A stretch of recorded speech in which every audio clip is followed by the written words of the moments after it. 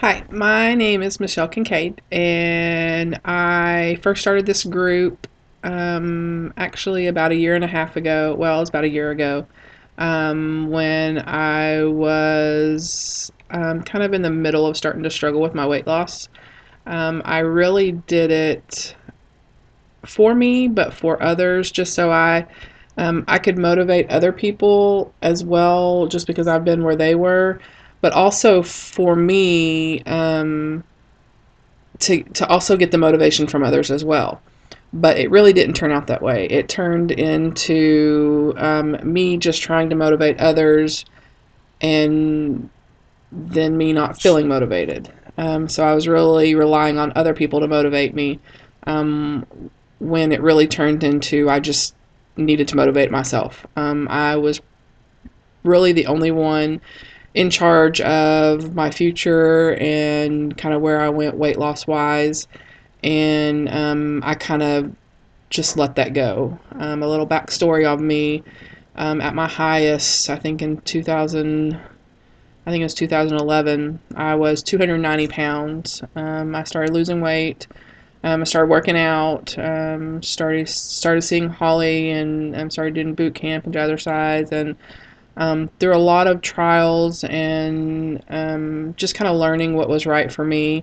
I did very well. I got down to 206 pounds, and that was the lowest that I remember.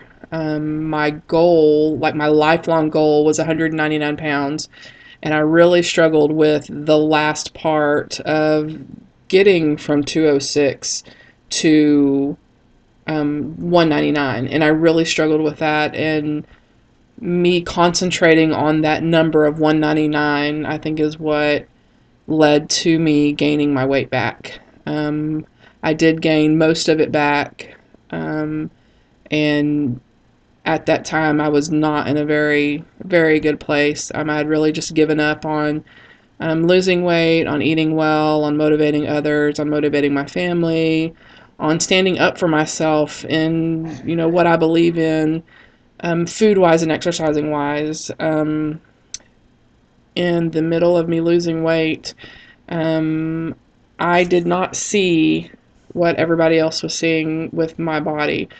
I guess they call them fat goggles. I still had the fat goggles on, and even when I was 206 pounds, I did not see the smaller waist or the little butt, or just the change in my face that now I know was there.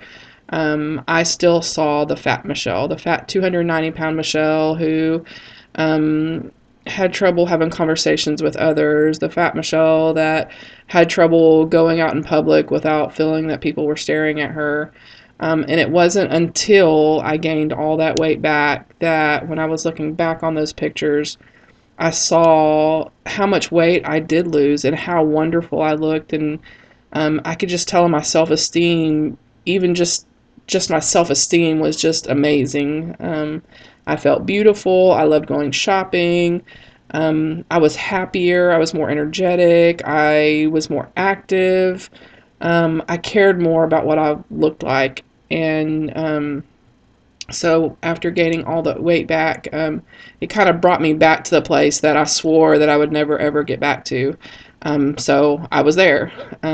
So I feel like I'm back here at least every 3 years. I'm back going, okay, this is it. I'm gonna do it now. This is for real. I'm not going back to where I was, but I really feel like this is really it. I've been thinner, and I don't think I've been 206 pounds for a long time other than last year.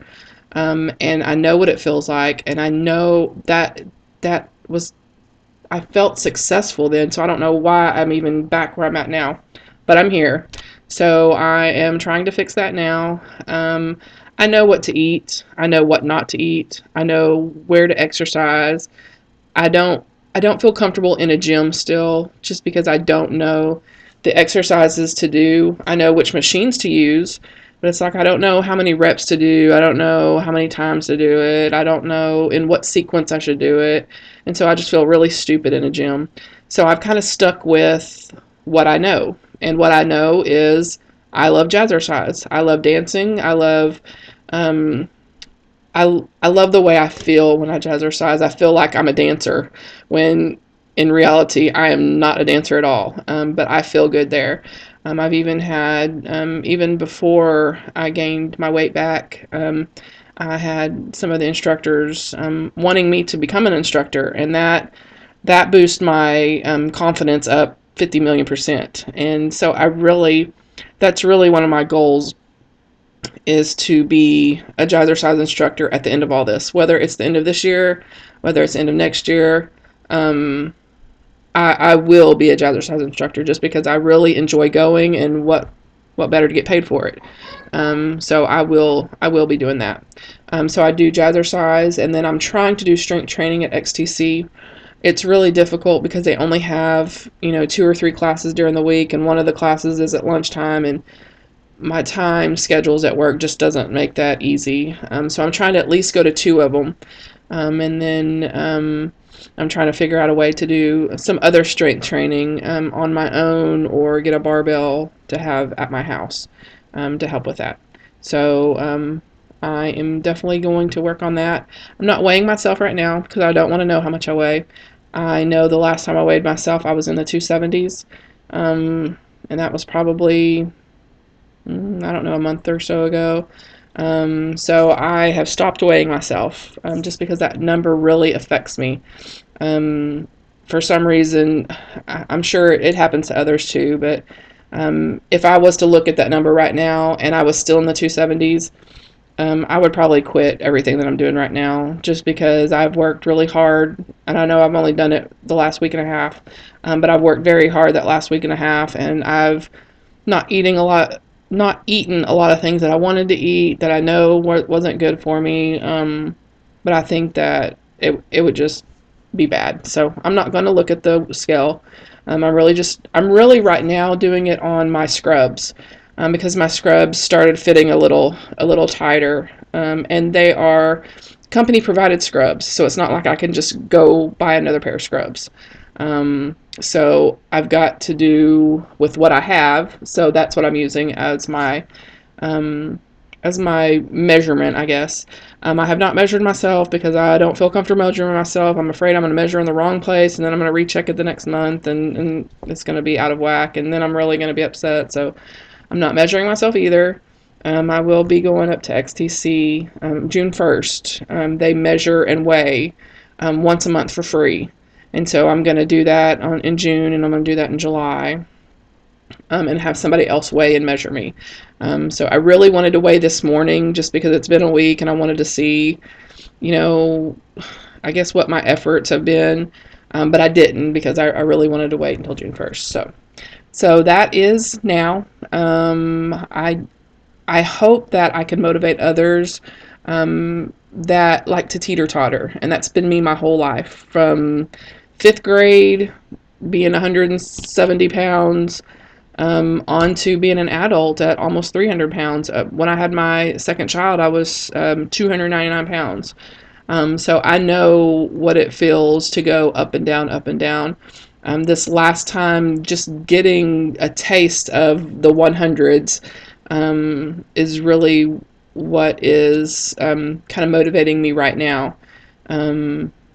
Just to hit that 199, and I know once I hit the 199, I'm going to want to keep going even more, just because at 206 I felt like, looking at myself back then, I looked so good.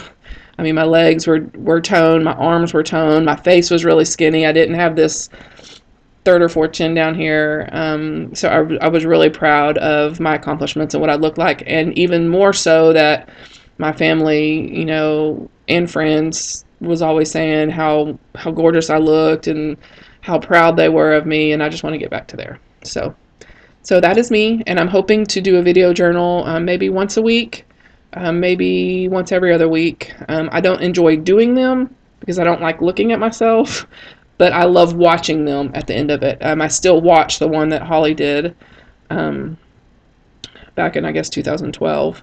Of when I was very first getting started, and that wasn't even at the end of my journey.